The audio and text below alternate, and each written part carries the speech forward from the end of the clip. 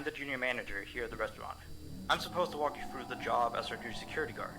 From your resume, I can tell that you're already a well-experienced guard. But, it's protocol, so I have to walk you through the basics anyway. So, let's get started. We have security cameras all around the restaurant, and if you bring up the camera panel, you'll be able to view the feed from each camera by pressing the camera buttons underneath it. Now, our lights are always off during the night, obviously because it'd be a waste of power to leave them on all night. So to actually see something on the cameras, you can activate the camera system's night vision mode. You activate night vision by clicking on the button of whatever camera you're currently viewing. So for example, say you want to see what's on camera 1. You bring up the camera panel, you click on the button that says Cam 01, and then to use night vision, you click on Cam 01 again. Once night vision is activated, you can click on any of the other cameras and view them with night vision as well. And you turn it off the same way you turn it on. Now, night vision takes more power than regular vision, so make sure you use it sparingly. Your first priority as a security guard here is to keep an eye on the animatronics. Those are really expensive machines, and we do not want them stolen. And you keep an eye on them through the cameras. We have quite a few animatronics here at Candy's. There's of course the cats Candy and Cindy, there's Chester the chimpanzee, there's the penguins, just lots I tell you. So, you also have 3 security doors in your office, each of which can be closed by pressing the door button by each door. These are here in case you're in some sort of danger, but personally I just use them to shut myself off from the world when I need a break. But don't let me be your role model on that one.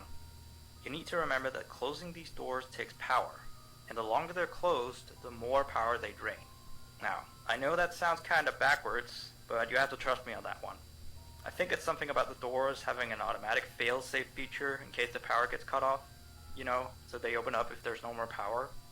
All I know for sure is that they do use more and more power the longer they're closed, so you don't want to keep them closed for too long at a time. Now, the reason I keep mentioning the power is because the restaurant uses a backup power generator at night, which only has a certain amount of juice in it. So anything from viewing the cameras to using the security doors takes power. You can see how much power you have left on the computer on the desk in front of you.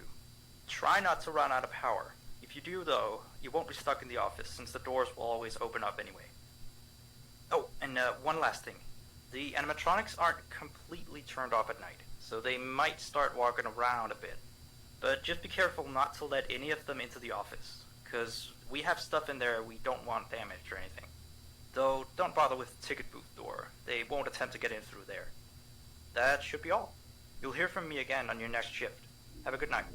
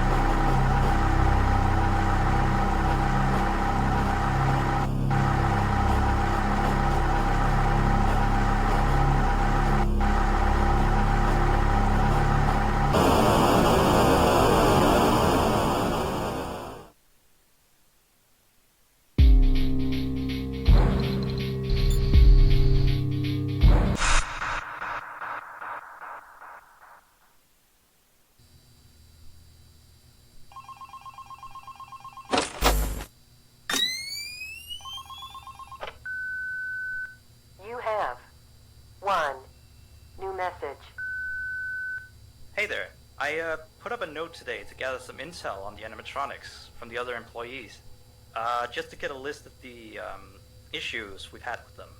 They've written down some stuff here for you, so let's see. Alright, so obviously the animatronics walk around at night, you know that by now. They try to get to places they shouldn't be. Yep. They act weird after dark. Yep. They don't like adults. I mean, I suppose. They always seem nice around children. Around us employees, they just kinda stare at you. I always thought they just hadn't been coded to interact with anyone other than children. But some of the other employees have felt threatened by them now and then. But I know that some of them are also superstitious morons. So who knows if they just became scared when the animatronic looked at them in the eyes or something. Anyway, one last thing on the list here. The last penguin interferes with the system. There's a sentence I never thought I'd say. We have these penguin animatronics as waiters. They take people's orders and whatnot. We used to have 3 of them, but 2 of them broke down and haven't been fixed yet. I think they're referring to the 3rd penguin that still works, or, well, apparently it doesn't quite work. So yeah, definitely don't let him into the office. His presence alone could probably destroy our systems. Well, that'll be it for now. I'll be sure to leave another message for your next shift.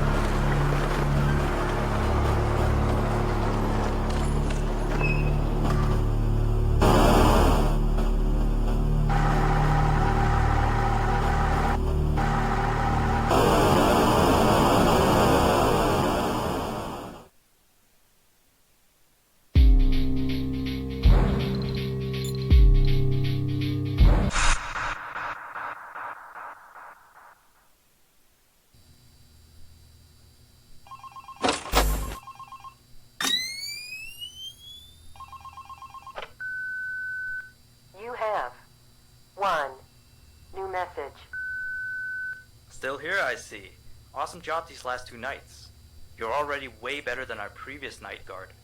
He didn't even stand 2 nights before he brought a wrench to his shift and tried to destroy one of our animatronics. The animatronic in question is the blank character, the one in the drawing room on camera 11, I think. Yeah, I'm surprised he still works. And despite the holes and the fact that his left arm and the back of his head is missing, the kids still really like him. Anyway, ever since that day, Blank's been acting almost more strange than the other animatronics. Like, among other things, he seems to have developed this fascination with getting into the office through the ticket booth. And I guess he can't see the glass or something. So yeah, keep an eye on him. If you see him heading for the ticket booth, just shut the door in his face, and then he'll find something else to do, I guess. Oh, and by the way, ever since that new Freddy Fazbear's Pizza closed last week, we've been getting more and more customers during the day. So next week, if you're up for it, we could use you on the day shift. Think it over. We'll talk later.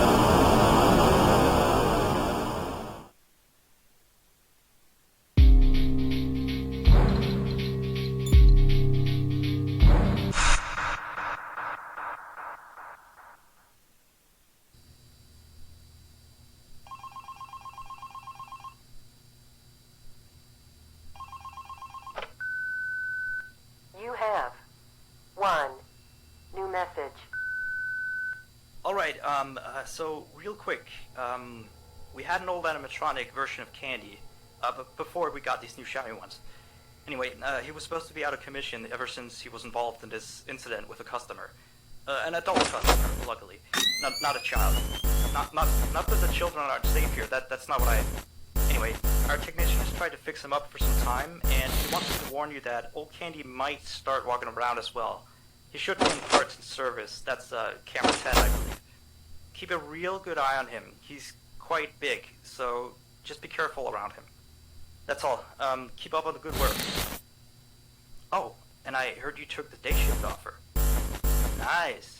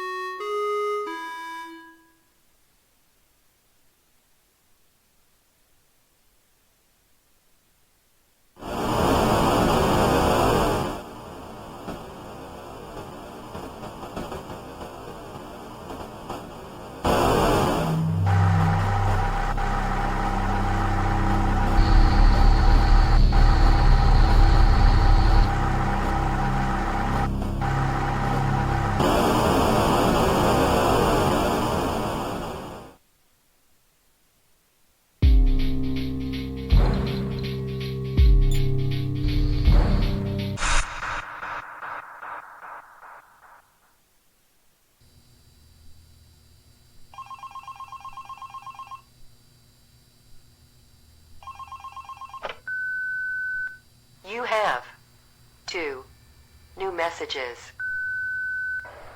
Hello again. So, the big boss man told me to inform you about our off-limit areas. I know that sounds kind of silly since you're supposed to be guarding the place, but the manager's adamant that we don't go where we're not supposed to. He's mostly talking about the rooms that aren't on your little mini-map. They aren't on the map because it apparently isn't any of your business. Or ours, for that sake.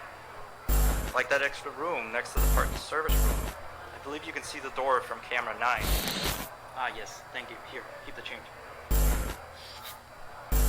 Excuse the sound of my delicious latte. Anyway, the manager says it's just a storage room, but I've of course heard many stories from my superstitious colleagues. So it's either an extra kitchen, a staircase to a secret underground tunnel, or it's where he puts his bowling equipment because he doesn't want his wife to know he's still bowling. Of course, I don't believe it's anything special, to be honest. I overheard him talking about the room once. He mentioned something about some old, unused stuff. Maybe he's hiding a smile in there. Who knows? Yeah, sweetie. Anyway, I am all out of time. See you next week.